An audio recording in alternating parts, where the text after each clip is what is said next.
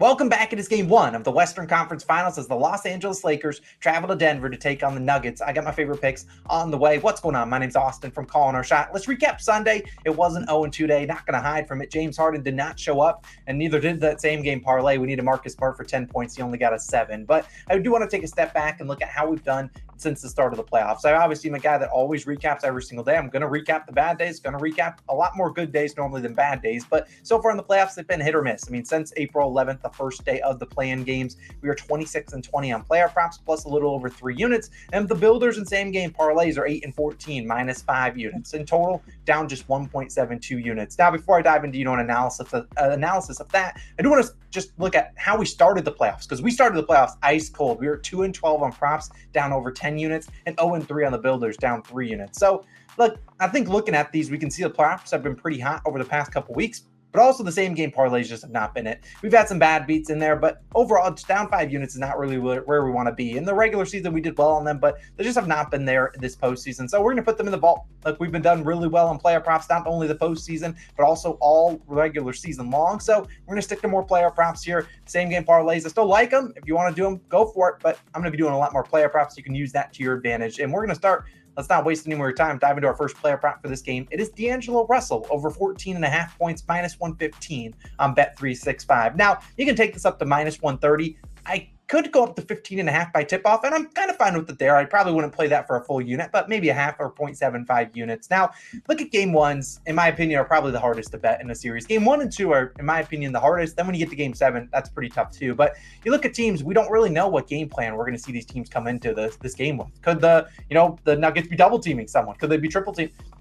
We don't know. And I think in a lot of in game ones, you're kind of trying to get a feel for exactly how the other team's going to play the series. And I think D'Lo's going to have his chances here, because if I were to guess how the Nuggets are going to defend the Lakers, it's going to be trying kind of similar to what they did with Durant and Booker, trying their best to stop the main two guys and make someone else beat you. And while the Lakers have a better talented supporting cast than the Suns did, I still do think they're going to try to stop AD from getting into the paint and also stop LeBron on any of his drives, leaving guys like D'Angelo Russell, Austin Reeves, and those guys to knock down shots. And I think D'Lo's going to get plenty of shots here, and I think we just have to ask him to knock him down. I mean, you look at D'Lo, shot 41.4% from the three-point line in the regular season, the best on the Lakers in terms of guys that, get a lot of playing time. During the postseason, has dipped a little bit to 34%, but still one of their better shooters. Austin Reeves a little bit better this postseason, but still one of their best options from the three-point line. And we look at Russell so far this postseason, 12 playoff games, he's averaged 15.7 points per game, scored 15-plus points in 8 of 12 games so far. So done a pretty good track record hitting this, 66% of the time. And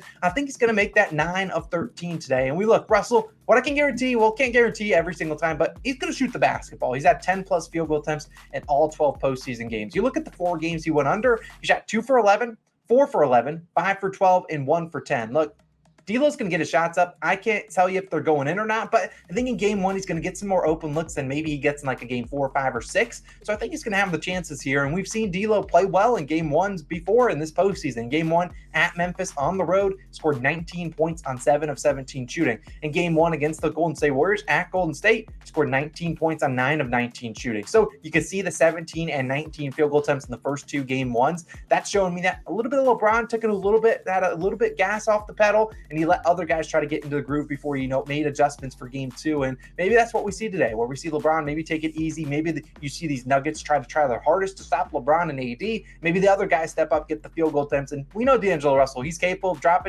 21 points in the first half against the Warriors in one game. We know he can score 15 points in a quarter. He's done that before in his NBA career. Ultra talented. I think he gets the open looks. Just have to ask him to knock him down. So my first player prop in this game, D'Angelo Russell, over 14.5 points, minus 115 on Bet365. We're counting on you, D'Lo. Now, for the second player in this game, I'm going to stick to another player prop, and it's going to be another guard. These guys might be guarding each other. It's going to be Jamal Murray, over 30.5 points plus assists, minus 115 on FanDuel. Now, when I look at this, I'd probably still take it at 31.5, same kind of thing, probably play it to minus 130. And I do want to address something.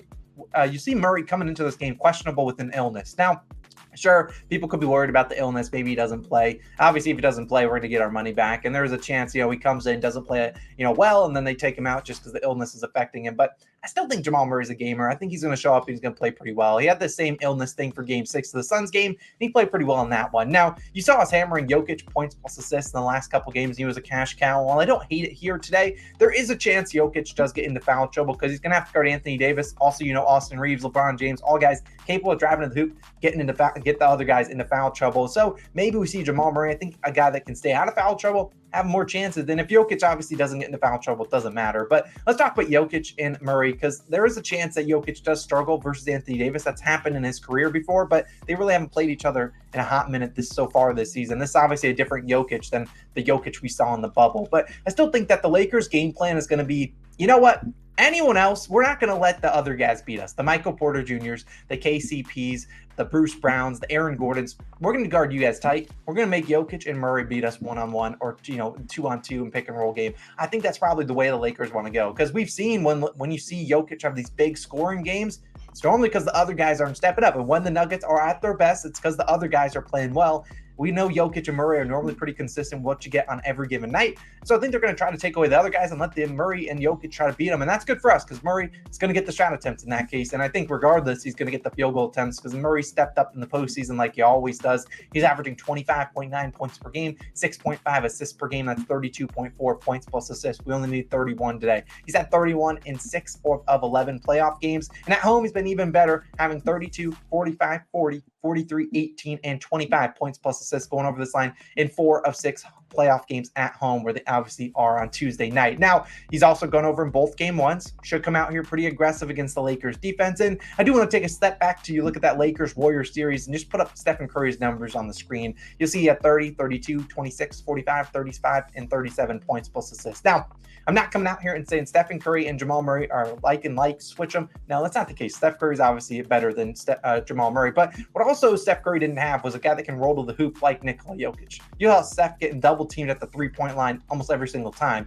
They aren't going to be able to double team a guy like Jamal Murray because Jokic will be the guy rolling. And the last thing the Lakers want is Jokic going up against either an undersized guy in the paint or going up against no one in the paint and being able to kick it out to the corners when everyone rotates towards him. So I think you're going to see Jamal Murray have a lot of open opportunities here, especially coming off those picks with Jokic, three-point opportunities, mid-range shots. I think he gets those looks, and we're asking him to, he can go out there and drop 30 points and make this a no-sweat bet, but he's also capable of, a 20 points, 10 assist type game, getting us real close to that line. So I think I'd rather go points plus assists for Jamal Murray because he can go out there and drop 8 or 9 dimes, give us a better chance of hitting just his regular points line. So I like Jamal Murray over 30.5 points plus assists. If it goes up to 31.5, which I don't think it will, I still would take it there, but I think we got a good chance of cashing that one. So those are my 2 favorite player props in this game. We got D'Angelo Russell over 14.5 points. I don't think he guards Jamal Murray. I think they put someone else on him, but Jamal Murray over 30.5 points plus assists. Obviously, if you want to sign up for Sleeper, Underdog, Fantasy, PrizePicks, and you name it, you can definitely go check that out.